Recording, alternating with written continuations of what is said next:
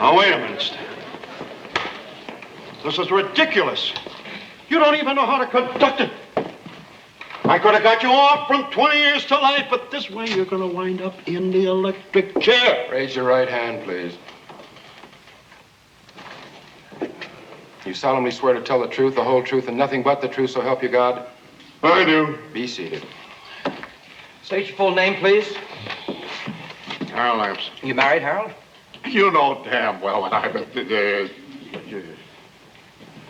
Yes, I am. How many years you been married? Well, let's see. Hal Jr. is 10. We were living on West 11th Street at the time, so that would make it, in the neighborhood of, 11 years, you idiot. 11 glorious, wonderful years.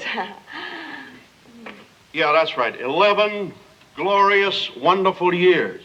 Your Honor, I fail to see... Your Honor, I'm merely trying to establish the witness's qualifications. As what? As a typical example of a happily married American male. That's what you are, isn't it, Harold? A happily married American male? Yes, I suppose so. Stan, look, you're doing this all wrong. You have two lovely children. Right? Yes. House in Scarsdale, a late model station wagon, a Great Dane, right? Yes, that's right. Therefore, Your Honor, I submit that the witness is eminently qualified. Now, Harold, I'm going to ask you a question. I want you to think it over very carefully and then answer me as honestly as you possibly can, okay? Yeah.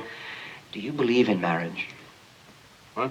Do you believe in marriage as an institution? Do you believe in it? Well, hell, yes, sure, of course I believe in it. I mean, what kind of a question is that anyway, Stan? From where I said, Harold, which as you pointed out is quite likely to be an electric chair, is rather a central one, I'd say. However, let me put it to you a slightly different way. Let us assume for a moment that this dot I have just drawn is a button. A button. Mm-hmm. A button. All right, it's a button. Let's further assume that if you were to push that button, your wife Edna, to whom you have been married for 11 wonderful and glorious years, would suddenly and magically disappear. Disappear? Yeah, as in vanish. Not be here. No longer exist. I object. Overruled. That's right, overruled. And will you please shut up? This is beginning to get interesting. Oh. Thank you, Your Honor. Let me add two important things, Harold. Her disappearance would be absolutely and completely harmless. But what's more important, no one, repeat, no one would ever know that it was you who pushed that button. No one would ever know? No one would ever know. No one would ever know? No one would ever know. How old are you? 52. Oh, I don't believe it. You don't look a day over 40. Well, you wouldn't look a day over 40 if you lost a little weight, sat up straight. Well, there you are. Here you are in the prime of life. A handsome figure of a man, successful in business, adored by one and all. In fact, it could be said that you had it made except for the one thing. I'm a lousy lawyer, huh? No. You're married. Yeah, but being married is the normal way to live. Isn't it? Who says so?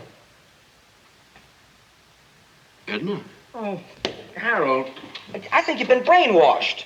You're missing a very important point. Marriage is not a basic fact of nature, it's an invention.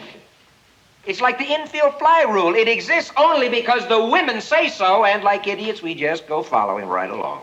No, Stan. I don't know what I would do without Edna. She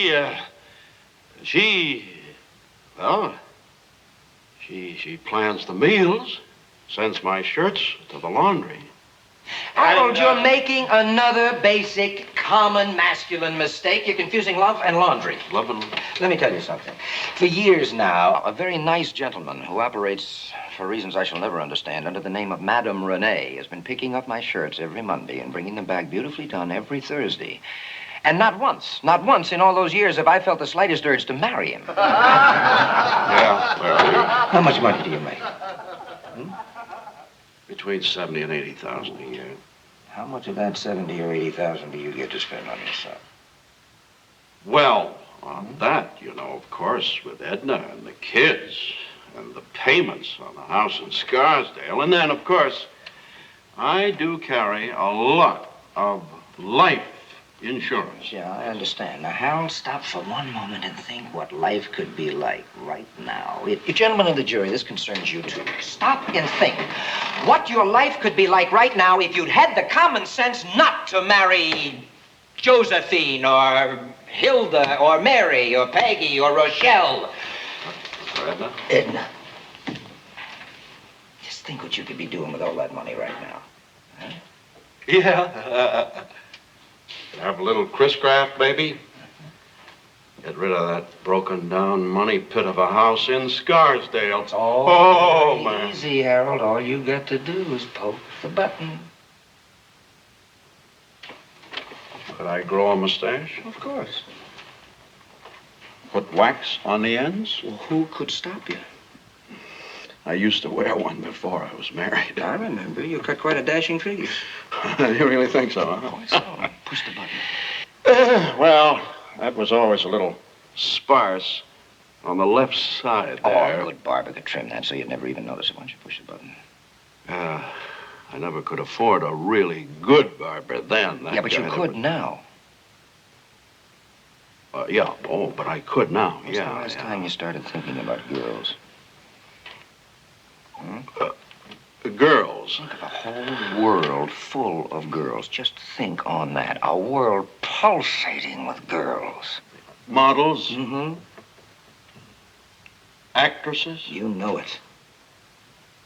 My insurance man's new secretary. Tall girls, thin girls, small girls, round girls.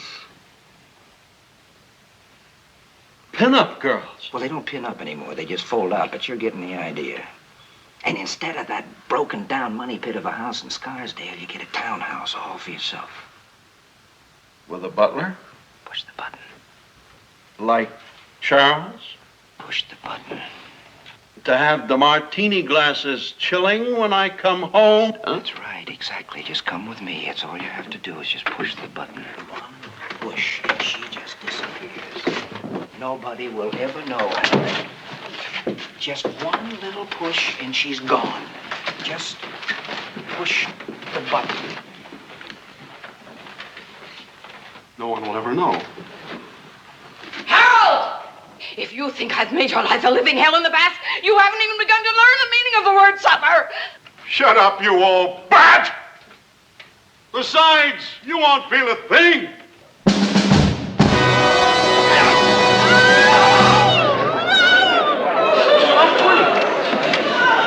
I'm free. I did it. Harold! I did it.